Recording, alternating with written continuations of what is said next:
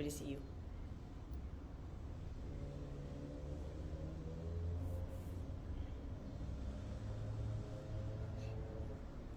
Okay. Hello and welcome to today's video where I'm going to be talking about the thing that has been driving my personal life for my entire life, okay? And that is living for how things are versus living for how things look. And again, this has been the main thing that has given me the opportunity to heal the things that I've healed, to change my life in the way that I've changed my life. And it has been the thing that has made it so that people do not like me and that people have rejected me. And I guess I want to preface this video by saying that everything that I'm going to say today, I'm not intending to speak from a place of ultimate authority. I'm not intending to speak from a place of, and I have the truth and I have the ultimate truth and you all should follow exactly what I'm doing, because that's exactly what I'm trying to say doesn't exist. Okay? So I really want to say that, of course, as always, but really specifically with this video, this is my personal experience. This is what has worked for me. This is what I have found to be true in my life. And if anything that I'm saying doesn't resonate with you and it doesn't fit with you and doesn't fit your experience and doesn't fit what you have gone through, doesn't fit what you believe, always defer to yourself and to the people who you trust most versus me, okay? I am not here to try to convince you to believe anything. I am not here to try to convince you that, like I say, my way is the right way or how I see things is the right way to see things. I, again, am just wanting to share what I have observed in myself, what I've observed in other people, and if it's helpful for you, that's great, and if it isn't, let it go. So, again, I am not the arbiter of truth. I am not the only one who sees truth. I am not the only one who sees through lies, and I am a fallible human being who could be seeing things wrong. Always, okay? So, again, I'm going to be speaking from a place of probably lots of passion and fieriness, but again, I'm not trying to come across like I know what's better and everyone else is stupid and this is the way to be, because I don't believe that that's reality and I don't believe that that's true. We all have our own perspective, we all have our own experience, and I believe we also have things that we have to go through and things that we have to believe and things that we have to kind of like go all the way into to figure out what is true and what isn't true, okay? So this is not meant to shame anybody. This is not meant to say that I know what's right and everyone else doesn't. It's nothing like that. This is just, again, how I've lived my life and what I've observed and what I have found to be helpful as someone who's just like everyone else, has my struggles, has the things that have gone wrong in my life, and so on and so forth. Okay, so the first thing that I want to say to start off this video is that from what I have observed in myself and other people, it seems that we all have this underlying desire. We all have this, not underlying, we all have this universal desire to feel good. Like, that's why we're listening to a talk like this. That's why we watch Netflix. That's why we go to war. That's why we pretty much do everything that we do as a human species, is because we believe that whatever action we're taking, whatever thing we're doing, whatever method of living that we are living, that this is going to give us a feeling of pleasure, that this is going to give us resources, that this is going to give us connection. And on top of that, okay, because I don't believe that we're just biological beings that are just looking to fulfill our biological, reproductive, and survival needs. We are complex human beings that have the desire to feel good, and feeling good goes beyond just food, water, shelter, sex, reproduction, right? We want to feel that our lives have meaning. We want to feel that we have purpose. We want to feel connected and understood. We want to understand. A lot of us feel like we want to create. We want to learn. We want to expand and grow in all of these different ways. And all of this feeds into our feeling good, right? Because we are beings who, just like everything else on the planet, function off of pleasure and pain. These are our binary, this is sort of what we're experiencing, pleasure and pain. We want more pleasure than we want pain. Okay. And then on top of that, we have, as a human race, an awareness of our pain, an awareness of our suffering, an awareness of death, an awareness of all of these things that we do not have a complete awareness of. Okay? So we are aware that we can be suffering. We are aware that we can be in pain. And we don't always know where that pain is coming from or why it is happening or how to make it stop. We can be beings who are aware of our desires, aware of what we want, aware of how we want to feel, aware of what we want to create, and we don't actually know how to do that. We are beings who can, like I say, be aware that we want purpose and aware that we want meaning and aware that we have this desire for a greater understanding of why things are unfolding the way that they are without having that understanding. We are beings who can die. We know that we are going to die. We know that everyone else that we love and know are going to die. And we have no idea what is going to happen after we die. We have theories, we have stories, we have people who tell us that they've been to the other side and they've seen it. Some of us have had personal experiences where we feel like we know what's going to happen. But ultimately, we cannot prove, we cannot say definitively, this is what happens when we die. And to be self-aware and to not know what happens when we leave our bodies is an incredibly existential thing. Okay, and again, this is part of what spirituality has been for as long as spirituality has existed. It's been humans trying to grapple with this, like, well, what the fuck is this? Right? Like, what is going to happen? Are we going to be alone? Is it complete annihilation? Are we going to be aware that we're dead but not have anything going on? Are we going to reincarnate? And then with that, because there is such an abrupt end without an awareness of what happens afterwards, it gives us this feeling of finding purpose and meaning in life being really difficult, because we're the kind of we have this idea that, and this is like a really, really strong idea in human nature, is that anything that ends isn't really purposeful. That true love isn't true love unless it lasts forever. That your purpose, you haven't actually found your purpose unless you found that thing you're going to do for the rest of your life. Yet that we have a hard time saying that something was meaningful and something was purposeful and something was exactly what it should be, and believing that we should give as much of our resources as possible to something if we don't have a guarantee that it's going to last forever.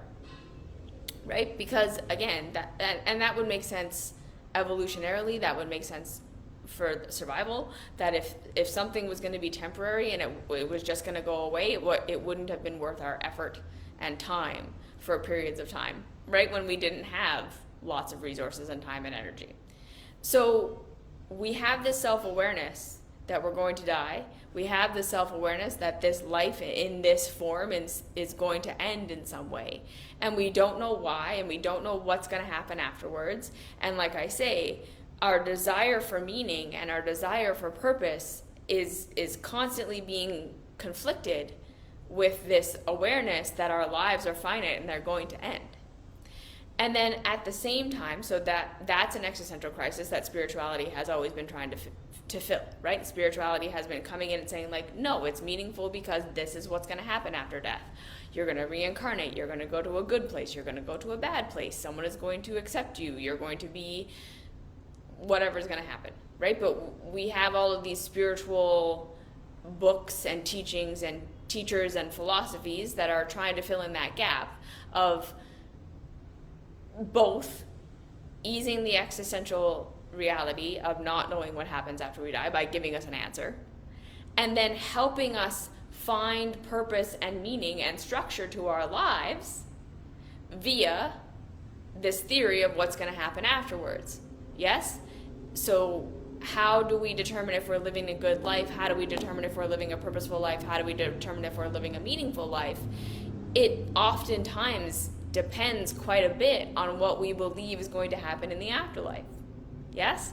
That a lot of us believe if it's about reincarnation, you want to have as low karma as possible so that you're carrying as few seeds of suffering into your next lifetime. So then that becomes a way that you can determine how you're going to do your actions in this lifetime.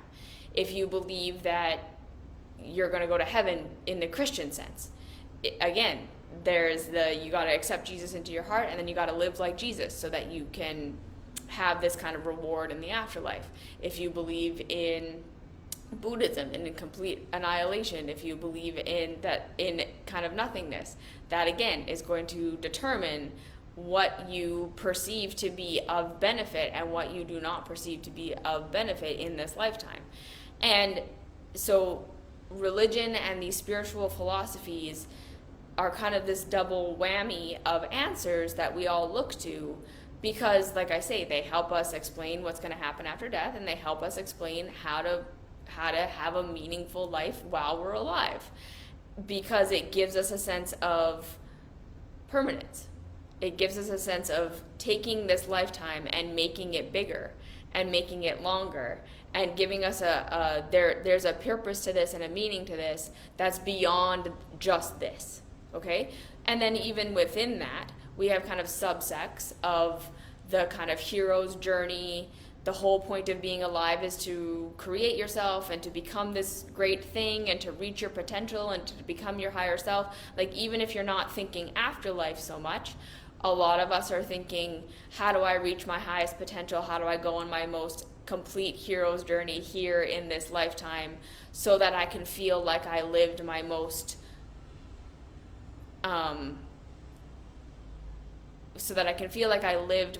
expansive life. And that is what gives us purpose. And so then we can look at everything that happens to us, and we can get into these ideas of, like everything is happening for you, everything is happening so that you can expand, and everything is happening so that to challenge you in some way so that you will grow into the greatest version of yourself. And that's what gives us meaning and purpose in this lifetime. It's like, I'm self-actualizing, I'm becoming my greatest self. And sometimes that self-actualization turns into and then I'm going to be altruistic, and that helps me help others, or it's just a thing that we're doing for ourselves. Either way, we have that. Or, like I say, we're doing our spiritual practices, we're living our spiritual life, we're doing what we think is best in terms of evolving ourselves so that when we die, that we have meaning for that. And then again, within that, we want to believe that if we live a life this time round, right? If we believe in this time round, or if we live a life of suffering and of pain where we don't feel like we got to experience everything we wanted to experience, and we feel like we were persecuted, or we feel like we didn't have the full life experience that we wanted, that was okay, because it's for this afterlife, or it's for the next life, that we may not be able to find purpose and meaning in it in this reality if we were to just die, yeah, but we can say, but this is for my next life, this is for the afterlife, and that helps us feel like we have purpose and meaning in the suffering we can't control. So if we kind of feel like we're empowered in our suffering, and we're empowered in our learning how to feel good, and we're empowered, we'll say, I'm becoming my higher self, I'm evolving, I'm growing, I'm changing, I'm finding this meaning in the here and now. Or if we kind of feel like we're not finding meaning and purpose, we're not being able to evolve the way we want to, we are not being able to control our suffering, that we can make that okay, and we can make that meaningful, because It's for the afterlife. It's for the next life. And so we kind of have to look at it like that. Yeah, like that's what our spirituality and our self-help and our self-improvement and all of that is trying to do. It's trying to give us this feeling of I'm living correctly and I'm finding meaning and I'm finding purpose in this finite reality.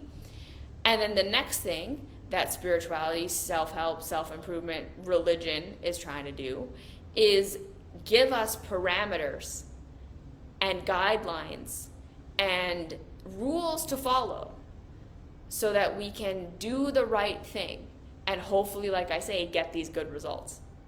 So a lot of the time religion gives us these are the ways that you need to live your life, and whether or not it improves your life in this life, that's not really the concern. Like sometimes it is. It depends on what religion you're following, and it depends on what sect of what religion you're following. But sometimes the doctrine is if you follow God or you follow the rules or you follow the book, you follow the leaders, you follow whatever, you can eliminate your suffering in this lifetime. You will be blessed, you will be chosen, you will be given everything that you need in this life, and that's how to procure as much pleasure as possible and get rid of as much pain as possible, to have as much meaning and to feel like you're chosen and to feel like you're loved and to feel like you are one of the special ones who really get it, and you're going to get good results from that in this lifetime. Or if you're following the book and you're following the rules and you're doing all the things and it's not giving you those good results in life, it's not giving you pleasure or resources, or you feel like you're being persecuted in some way, we can rationalize it as I'm doing that for the greater good of when I die or in the next life or for humanity in general. I'm sacrificing myself so that others could have what they need, or so that I'm doing some altruistic thing. Yeah? That religion is giving us these rules for life that, again, we're following because we're hoping they're going to give us pleasure on some level. We are following it, and I know that this is not necessarily an easy thing to accept. A lot of the time, when we really want to believe that the reason that we're doing things is pure altruism, we're doing it because we want to make the world a better place, or we just want to follow God, or we just want to do the right thing. The reason we want to do the right thing is because we still think it's going to give us something good in the end.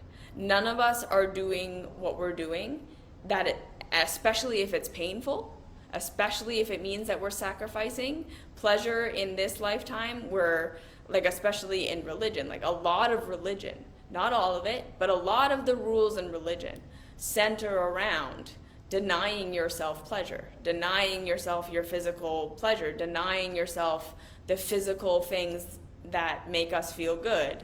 And the only reason we would do that, the only reason we would willingly do that for long periods of time, is if we believe it's going to equal more pleasure later on, right? We believe it's going to mean that we get to go to heaven and we get to have pleasure everlasting, that this life is sacrificed for now for a much greater reward later.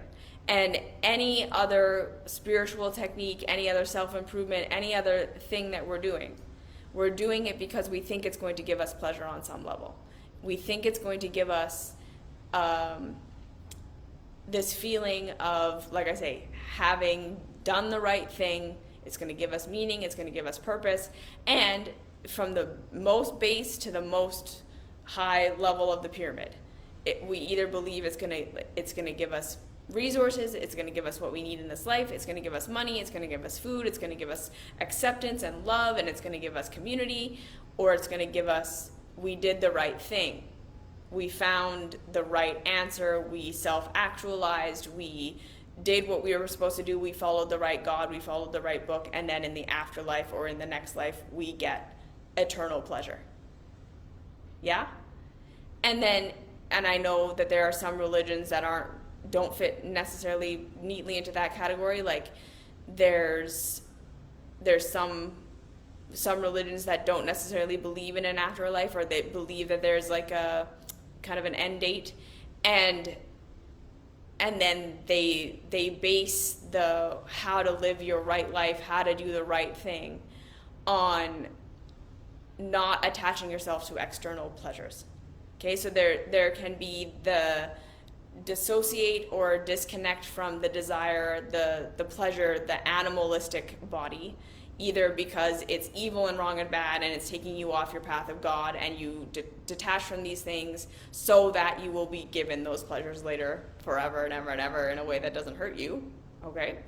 Or we detach from these things because there's a teaching that to detach from these things will give you actually greater pleasure, to be able to be in the moment, or to be non-attached, or to be able to be in whatever is without having an attachment to needing an outcome to be a certain way or getting a certain thing, that will actually lead to more pleasure in this lifetime.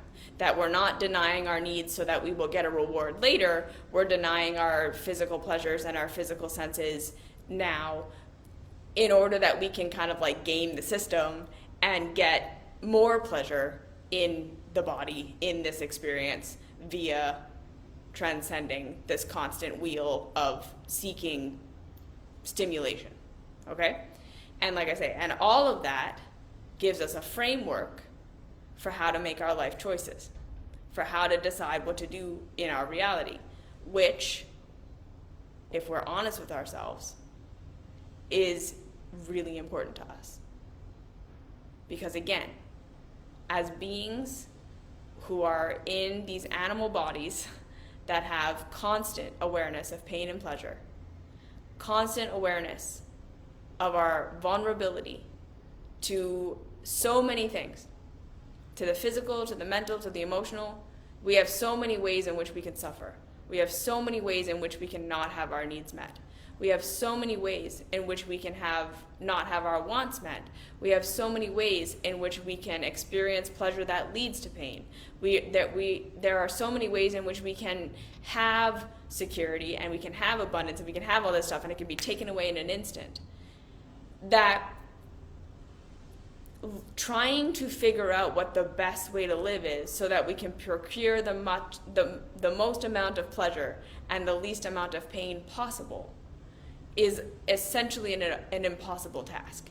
Like, all of us are going to have to just make choices at some point and hope that we've made the right choice. Again, I always tell this story that when Marcus and I first decided we were going to move to Thailand, and it turned into this whole, we had to go from Thailand for 4 months, we had to move back to Canada in the middle of winter to take a job that was for like 4 months in a province in Quebec that we had never lived in before. Like I say, in the middle of winter, we literally like rented an apartment online, and it was back in 2014, so like it was a lot more sketchy than it is nowadays to rent an apartment online sight unseen in a city you've never been in before, showing up to a job that you hope actually exists, all of these things, and doing so with the hopes that one day it was going to lead to us being able to get a visa to live in Thailand. Like, it was a lot of steps away from what we wanted, and we were very much just like, okay, we're going to do it, and we're going to see what happens, and we hope that it's the right thing, but we don't really know. And literally in the cab ride from the airport to our new apartment that we hoped existed, there was a song playing on the radio, and the lyrics were literally like, life is sure full of surprises. The only thing that you can do is pray that you have made the right choice. And I just remember sitting there like, that is absolutely true. The only thing you can do is hope that you have made the right choice, because the ultimate reality is there is so much that we don't know. There is so much that we don't understand. There is so much that we cannot control. There are infinite options of what you could be doing at any given moment. That if we were to try to consider all of the options we have, if we were to try to give equal weight to all the options that we have, if we didn't have like a framework and a perception and a filter that was helping us narrow in on a general framework for how we're going to live our lives, and I've said this before, we would not have the capacity to make any decisions ever. Because life is that big, and life is that confusing, and life is that multifaceted. And then to pile on top of that, right, that we live as communal beings, and we live as people who are constantly in community and in communication with other people, whether we kind of realize that or not.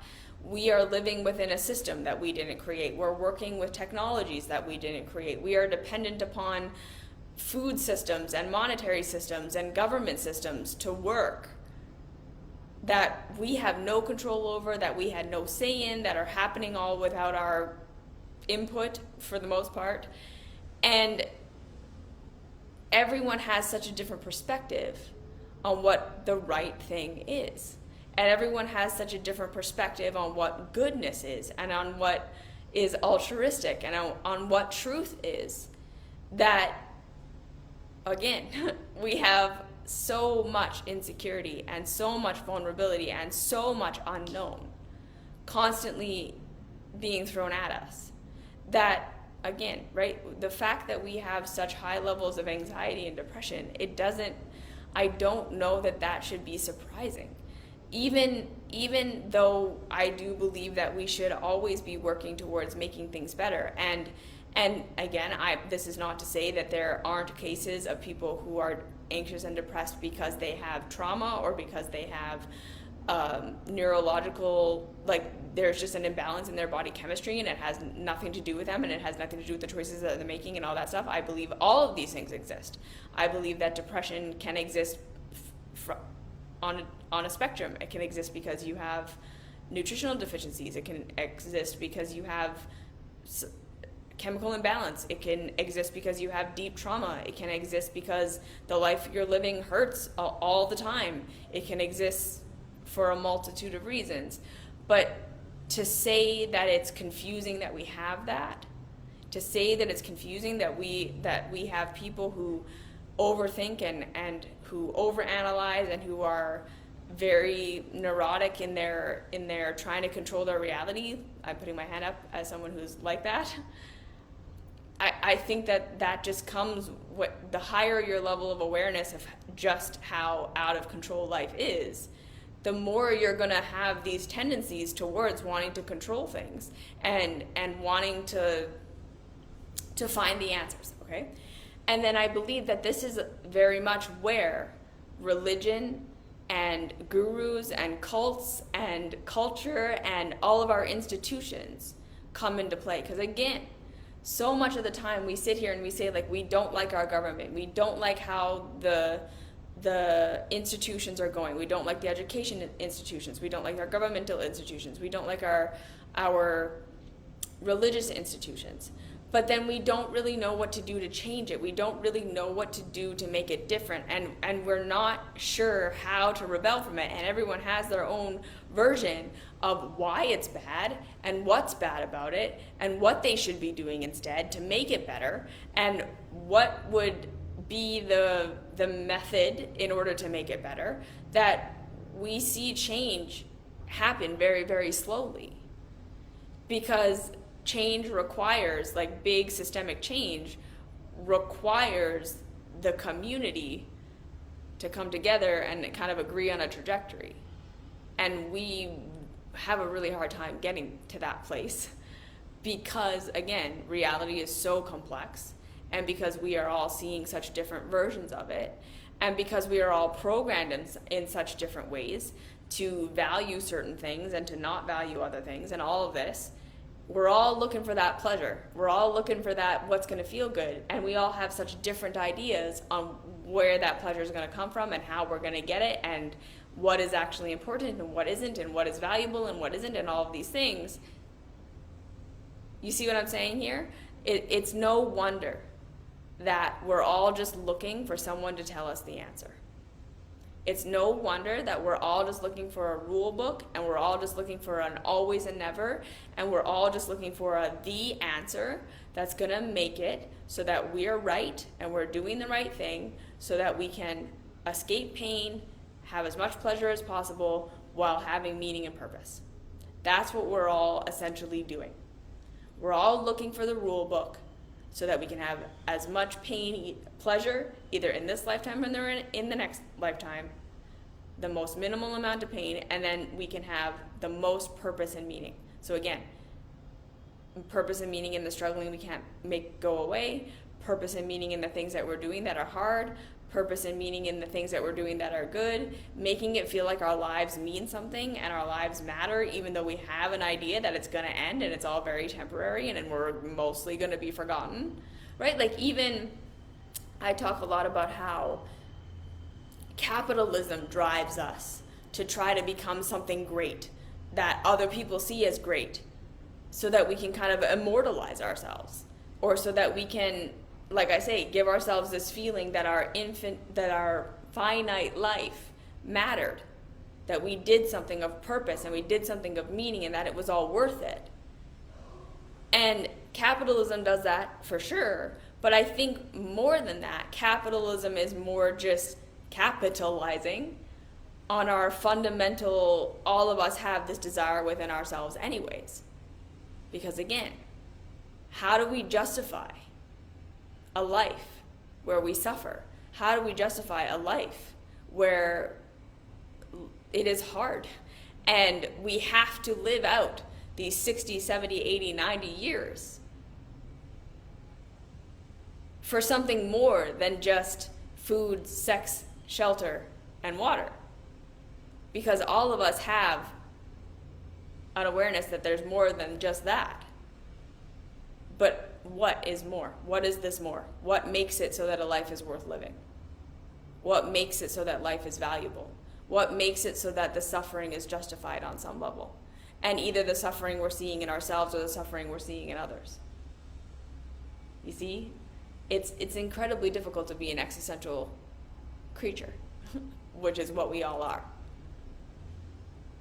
And so, and like I say, this is part of the reason why we live for a rule book. We live for looking for an answer. And from the very beginning of our lives, from the very, very get-go, most of us, because of the way that systems have been built, because of the way that humanity has navigated the complexity that we have faced up till this point, because of the way that we have built systems from misunderstanding and not knowing how things go, and because of the fact that we have limited perspective and limited view and can oftentimes not predict the long-term consequences of our outcome, of our actions. And because a lot of us, for almost all of human history, there's been a lack of empathy and a lack of feeling connected to anything other than ourselves that has driven our systems and our choices for how we were going to build things. The dominant narrative for most of human history in terms of creating the systems we currently live in has been a narrative of every man for himself and fighting and trying to shore up as much resource, power, and access as possible for the self, no matter how that's going to affect other people, no matter how that's going to affect the planet. And if we look, again, at our financial system, at our education system, at our government system, everything is built on a hierarchy that has been the hierarchy for centuries. The fact that reality is, and this again, this exists in nature, this exists in our human nature, this is a part of the reality that we live in. That access, power, resource is not evenly and equally distributed. Our capacity to provide for ourselves, our access to resources, like even if there was no human structure and we were all just humans living independent lives in the wild, we would not all have equal opportunity to survive. we would not all have equal opportunity to thrive and to evolve and to grow, purely based on where we were born, the bodies we were born into, the intellects we have, the instincts we have. So much of our kind of fundamental chance at survival is determined by just what we were given when we were born. And as a human race, as a human species who has awareness beyond just how do I provide for myself, we have people on this planet who are able to connect with that reality and who see that as an opportunity to try to make things more fair through human intervention. To create systems, to create structures, to create ways of being that mean that more people have more access and more chance at a life. Other people have looked at that and seen that as an opportunity to procure more for themselves. They have seen the way that we can dominate each other, that we can exploit each other, that we can rule over each other in order to shore up more for the self at the expense of others, and they have chosen to do that. And the reality is, the option of that, the option of some people to choose dominance and to build systems around profiting themselves because they are dominant, will always exist. We are not going to have a new world. We are not going to have a new structure until people who can dominate choose not to. And that's just my perspective right now.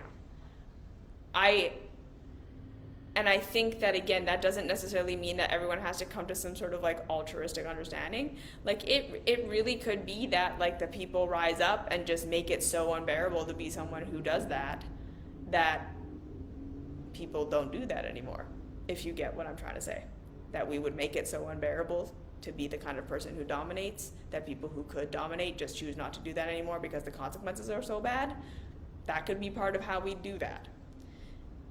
It could be that, again, we start to actually wise up to the idea that this exploitative way of doing things is shitty and it doesn't work and it doesn't actually lead to happiness, which is, again, something that I've been trying to talk about forever. Okay, so here's the living for how it is versus living for how it looks.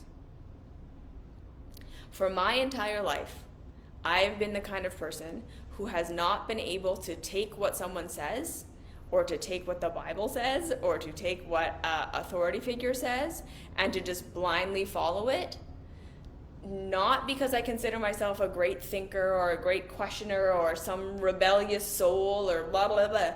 It has nothing to do with that. I don't consider myself to be someone who chose to be the way that I am. Okay? I don't want to sit here and self-aggrandize and say that I like have something that other people don't.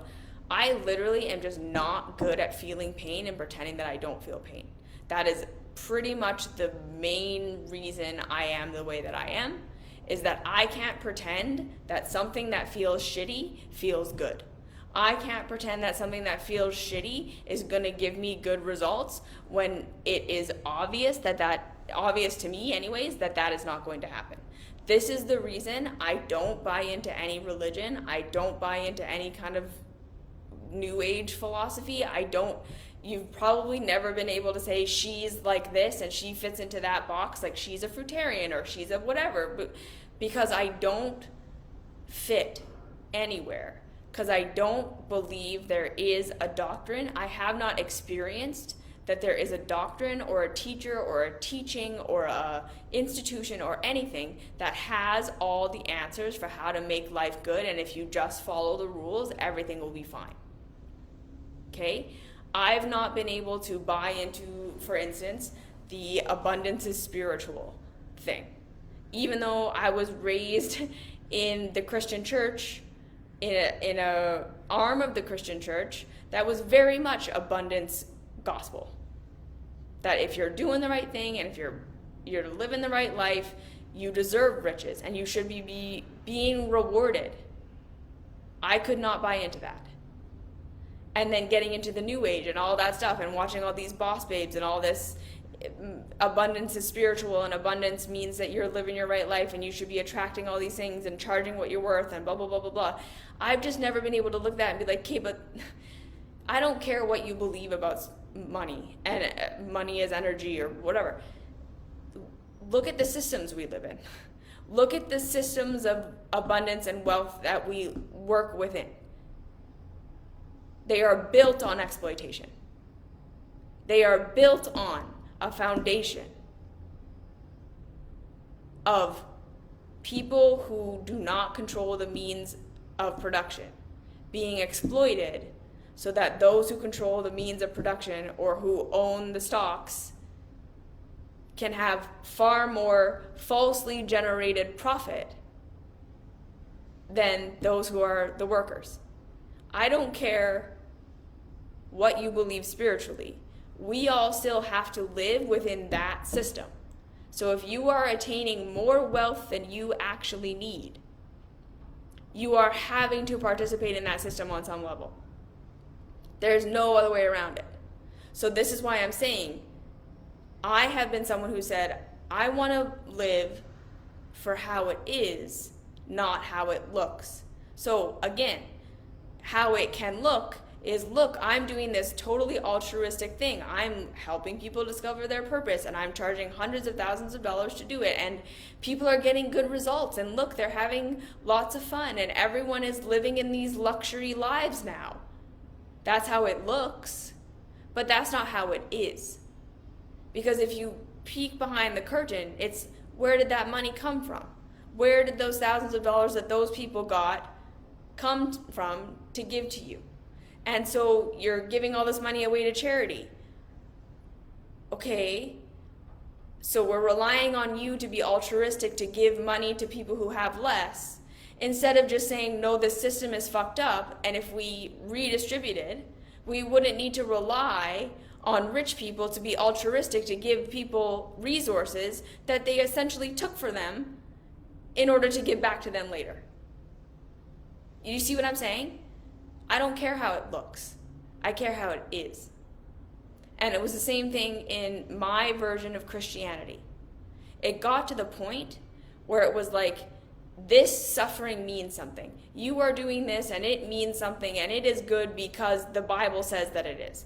And it got to the point where I was like, okay, but the Bible is thousands of years old.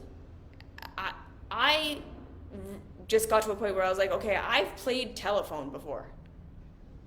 And in a room where the initial message started at the top of the circle and was passed through 30 people and got to the last person within 2 minutes, and that final message is literally nothing like the initial message.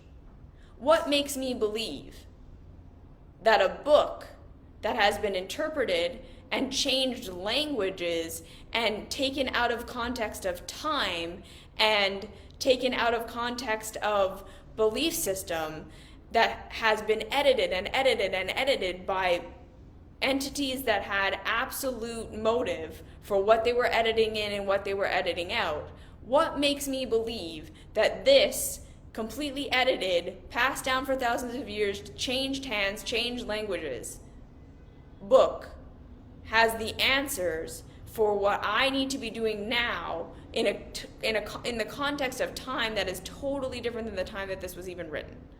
That doesn't make sense. Right? Like, so I get it. It's like, this is the revealed word of God. And I don't care what religious text you're talking about. This is not just a Christian Bible. It's any text that has been a man at some point, a man or a woman, a person, a human being, has decided this is what is morally correct for all people at all times.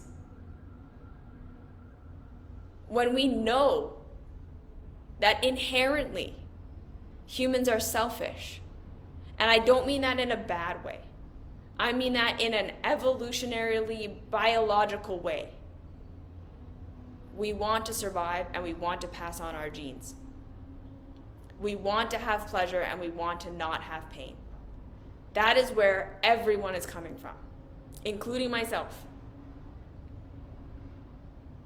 And so if that's the understanding, and then the doctrine is do this or that, and we can clearly see how that benefited the person who was saying it, we should question that. You see?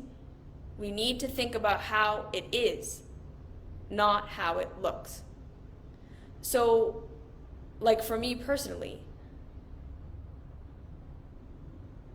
I've had revelations, and I'm putting that in quotes, of Jesus. I've had revelation of what I should do in my life. That was information that came from I don't know where, and it worked out really good. I still do not believe in the doctrines of the Christian church, because there's too much how it is versus how it looks.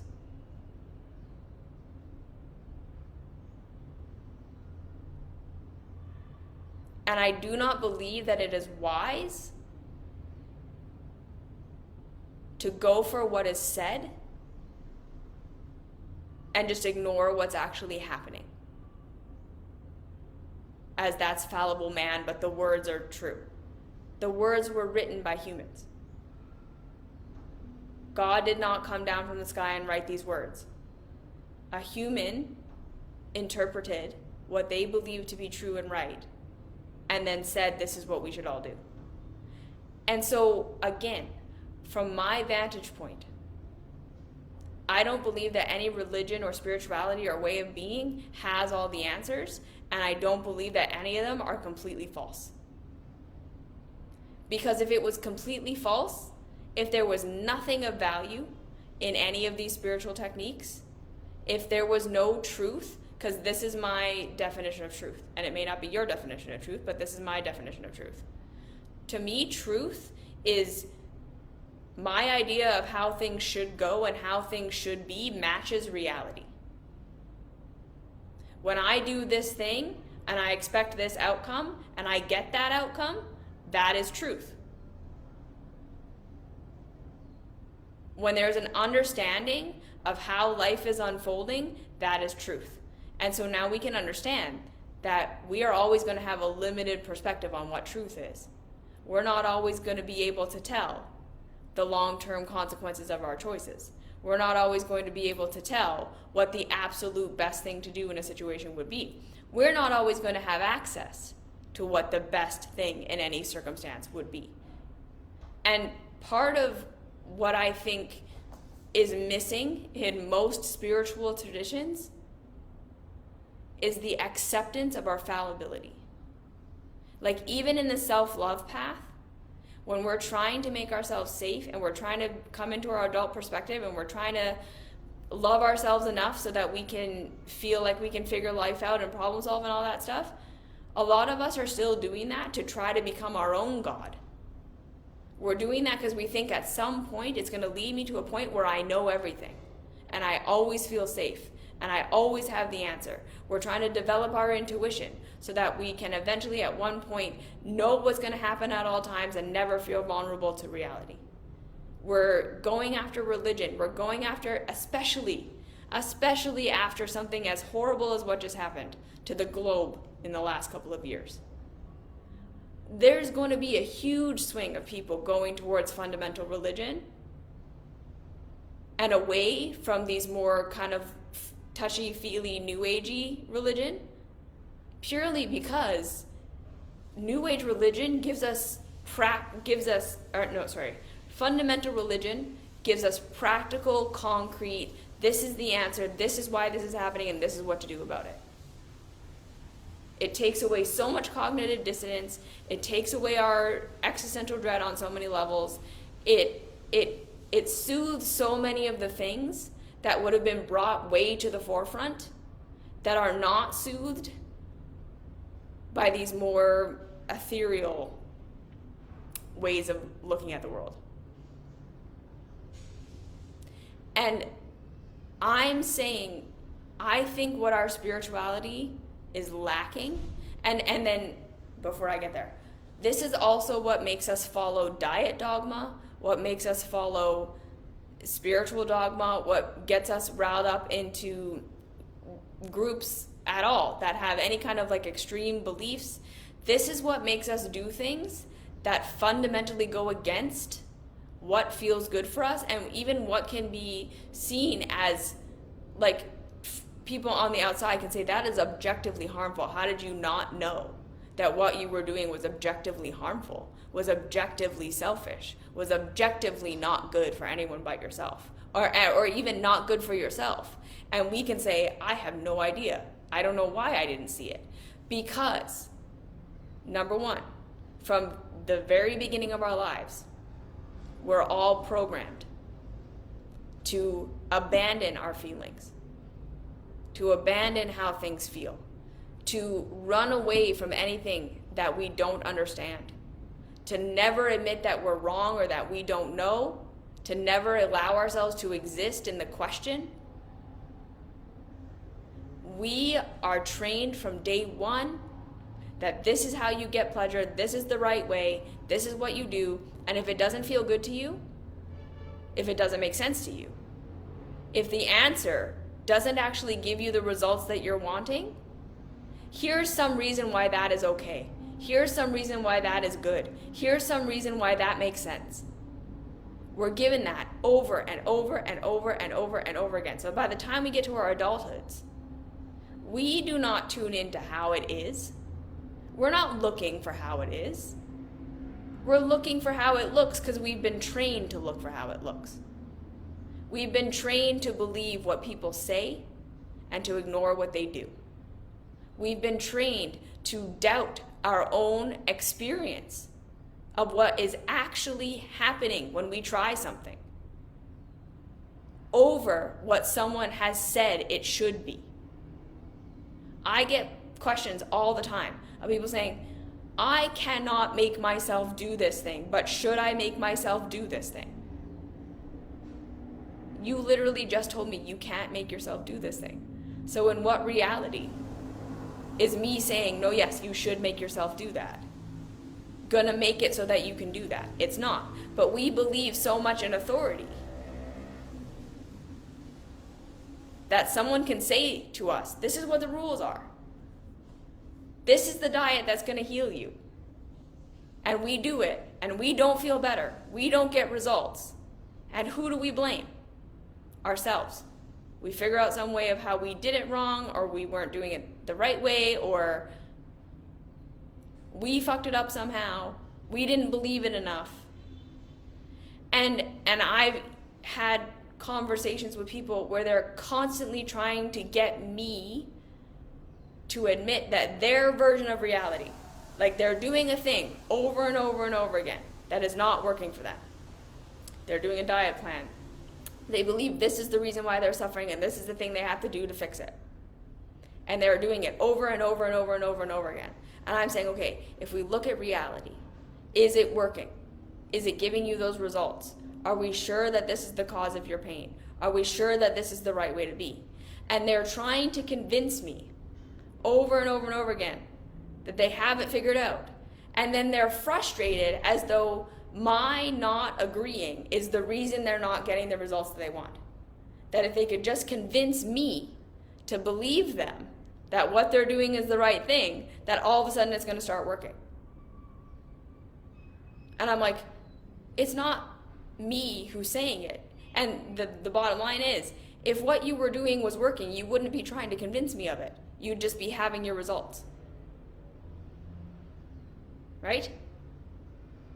If what you were doing was giving you the results that you wanted, what you believe about reality matched real reality, there would be no debate to have. You'd just have your results, and then I could believe you or not believe you, and it would change nothing. And then at the same time, I've lived my life in a way where I have been the kind of person who walks in the room and I'm like, okay, I can see that we all believe this thing. I can see we're all following this thing. But look at the results we're getting. It's not working. And everyone was like, fuck you. It was working until you said it. And then now that you point it out and I can see all the holes, those holes didn't exist until you said it. That's been a big part of my life. As just me walking in being like, well, this is obviously what's happening. And everyone being like, fuck you, it was fine until you said it. And then I'm very confused because I'm like, what do you mean? Like, I couldn't have said it if it wasn't what was happening. I didn't create it. I just pointed out what happened. And so this is what I'm trying to say. I have been the kind of person who's just not been able to be convinced about how things look for my entire life. And that is part of the reason why I don't follow any of the things. Or it's why I try things on, see how it goes, and if it doesn't go well, I abandon it. I don't just keep going because I believe that someone said it and they are an authority figure and therefore they must know better than me. I give authority figures the benefit of the doubt. I give people with experience that's bigger than mine the benefit of the doubt. I will try their thing. I will understand their reasoning. I will assume that my assumptions are probably false based on my lack of information and their surplus of information. I feel like that's a humble and reasonable way to live. Yes, there are people out there who have much greater experience than me, who know things I don't know, and I will default to their wisdom so that I don't have to do a whole bunch of experimenting to get to the thing that they got to. I will just try the thing that they got to, and I benefit from their wisdom. And then if it works, great. And if it doesn't, if it really doesn't work, if it doesn't give me the results that they're saying it's supposed to give me, I say they must not know something. I go for how it is, not for how it looks. And so this is the basis of my teaching. You have access to how it is. You have access to how it is. Not ultimate.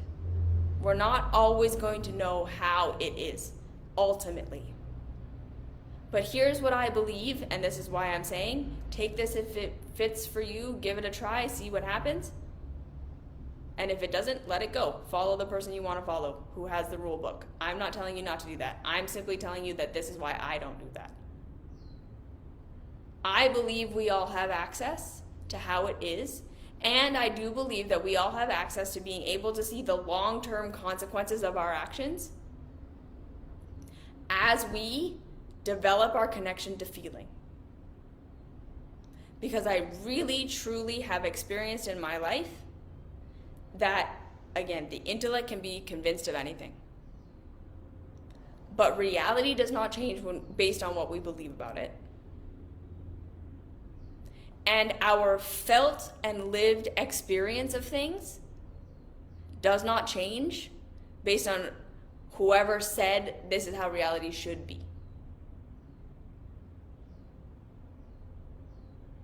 I've been saying for years that I don't believe that there are bad parts of self. There are parts of self who have been indoctrinated to survive within a system that's shitty. There are parts of us that are doing the best they can because of trauma. There are parts of us that, again, we live in a complex world that even it's not just the system. It's just reality is hard and scary and complex, and we're doing the best we can to survive.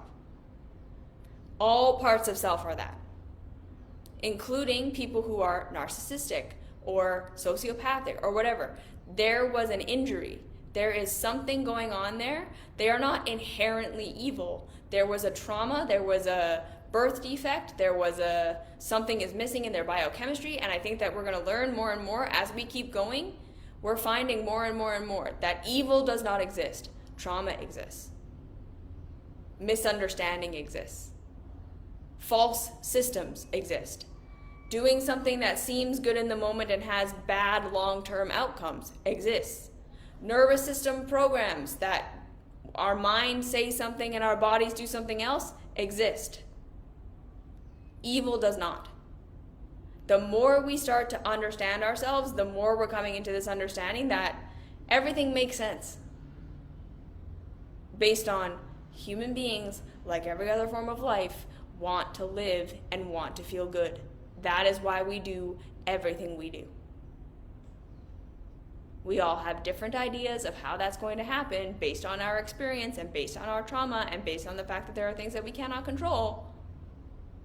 But that's what's happening. We all have access to emotional bodies. And for some of us, it takes more training and more discipline and more working with it to access it than others. That's absolutely true. But our emotions and our feelings and our physical bodies have information for us. They tell us long-term consequence.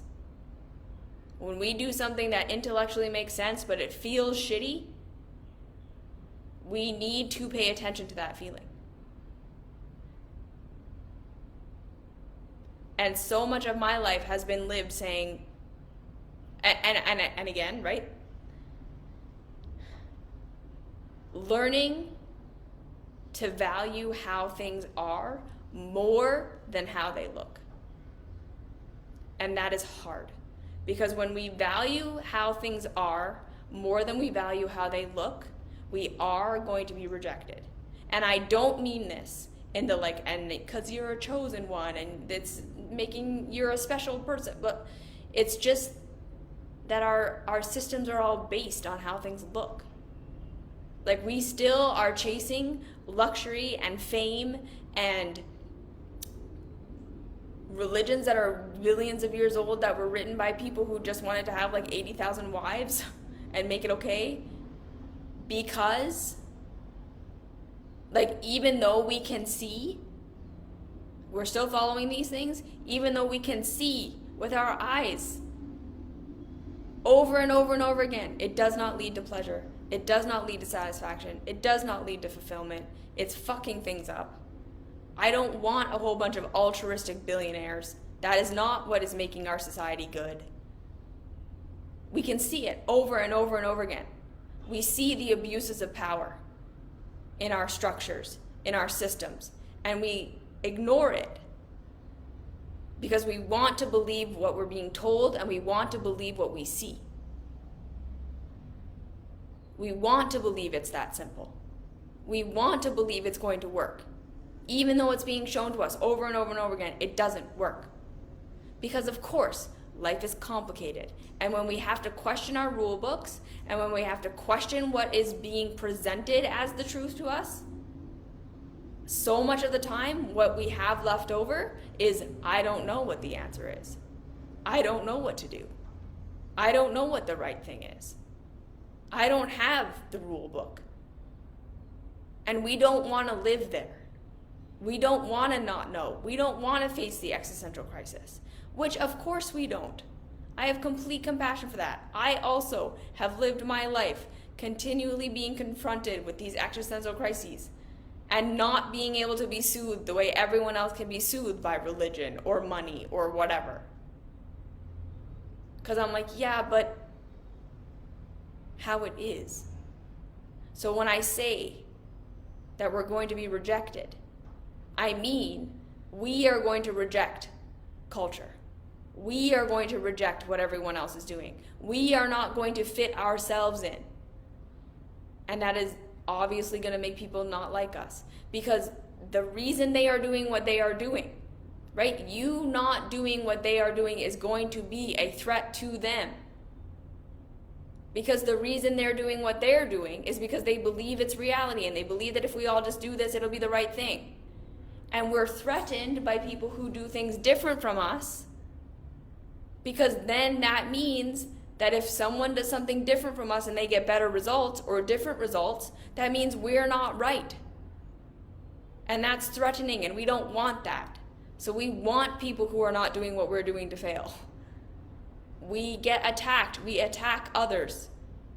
Because it's just like we believe on some level that if we just all agree and if we're all doing it, it's going to work. And then I'm right. And then I'm being validated. Right? Like, a lot of us, again, aren't looking to reality to be validated. We're looking to each other to be validated. And so we're getting so confused and so attacky and so overwhelmed all the time because we're looking for other people to tell us what the right thing is, instead of just trying for ourselves, because we don't trust ourselves, because we've been told not to trust ourselves. And again, this isn't the new age, just trust yourself above all other things and you have all the answers and no one else is any. No, it's not that either. It's not black and white. There are people who know better than you. And you will know based on their results. You will know based on when you try their thing, it gives you good results. It's not faith. We don't run on faith. We run on reality. And then where things are hard to see and it's long term, there is some element of faith. But at the same time, there should be some view of things moving in the right direction. There should be a deepening of understanding of why we're in the situation we're in and what is happening. Even if that understanding doesn't necessarily lead us to power to change it, because sometimes we come into the understanding that we're in the situation we're in, not because of ourselves and not because of a choice we're making, but because of a shitty system. But at least we can see that instead of being in a constant state of denying reality and thinking we should be able to do something to make it better when it's out of our control. Do you see what I'm saying? You have access to how it is. And we need to, if we want a different world, stop living for how things look. I don't care what it looks like on Instagram. I don't care how old a book is. I don't care how many people value a thing. I want to know how it is. What are the outcomes? What are the results? Who is being served? And in what ways? And where are people not being served by this? Where is this causing harm? And again, there should be no concessions made for something to cause harm because we think it's also causing good or because it's old. I don't know how we look at any of our institutions and make them okay based on the amount of harm. And then again, right, like our instinct to just deny people who are telling us they're being harmed, to make it their fault. They asked for it. They did it wrong. They're just a sinner. No. How it is. They are suffering and they are being harmed by the doctrine. The doctrine is not truth.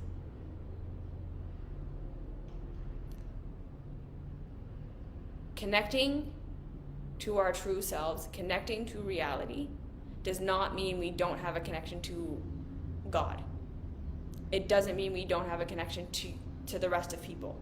It does not mean that we eventually come to this place where we know everything and we have this perfect inner adult that knows all the answers.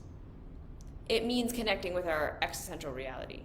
It means connecting with seeing where we don't have power. It means connecting with reality for how reality actually is. We have some power. We have some understanding. We can know a lot more than we think that we know, and we will never know everything, and we will never have all the answers. And we're going to have to continue to learn and grow and figure things out as we go. We're going to have to just try and see what happens. We're going to have to say, this person had a lot of good things to say, and then here were their blind spots, and that's okay. In the sense that we don't make anyone the ultimate authority. We stop looking for that ultimate authority, because that ultimate authority does not exist. Everything is an interpretation. So as much as we can, because I know this is confusing, this can sound paradoxical. There are things that are fundamental truths, and there are things that are relative truths.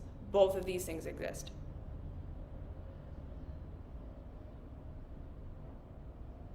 And we can figure that out. Try on the rule book. See what happens.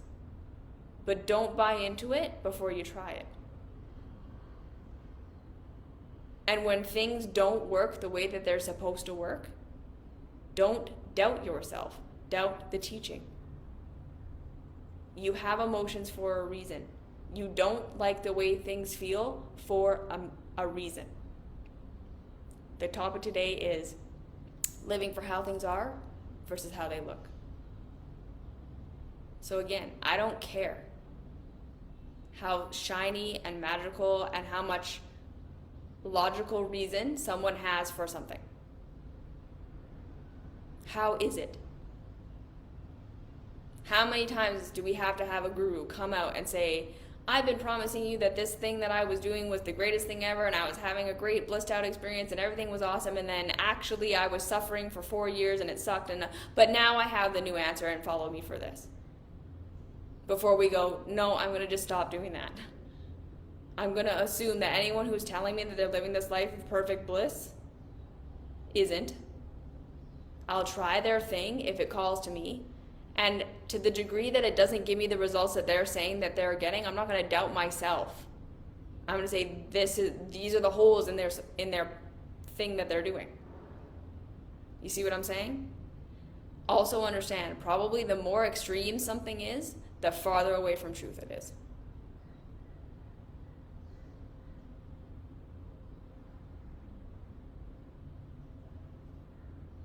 Think of it like that. The more we're like, extreme wealth is the answer. Okay, now extreme poverty. You can't focus on what the truth is when you're constantly riding these extremes. I believe when the Buddha said the middle way, I think that was a seed of truth. When we're not having these wild, dramatic swings in our lives to the degree that we're capable of not having those things, we're going to have more time to figure things out. And this is part of what I think gets people in this life, is that, again, we're living for how things look. We're doing the thing, the doctrine, the teaching, the religion as full as possible, because we're hoping that if we do, it's going to give us everything. And then we glom onto it and we go for it and we go whole hog and it doesn't give us everything, and then we throw it away and we do some other opposite thing, thinking because it's so different from what we just did, it must be the truth. And we do that for a while, and then we swing to something else, and then we swing to something else, instead of, okay, what worked about this one thing? And what works about this thing? And what works about this thing? And how do I put them all together so that I'm actually leveling up every single time I make a change, instead of just jumping from thing to thing to thing and dumping my bucket out every single time? Like, hopefully what you've witnessed in me is I haven't had a radical shift to something totally different. If you go and listen to the things that I was saying from the beginning, which is the things that I've been saying for the entirety of my entire life, the container has changed a little, but the themes and the truths have just been evolved. I haven't had this radical shift to something totally different. Even going from what my version of Christianity was to what I am now, because how I interpreted the Bible and how I interpreted my experience with Jesus was basically this: we are good and we can figure things out,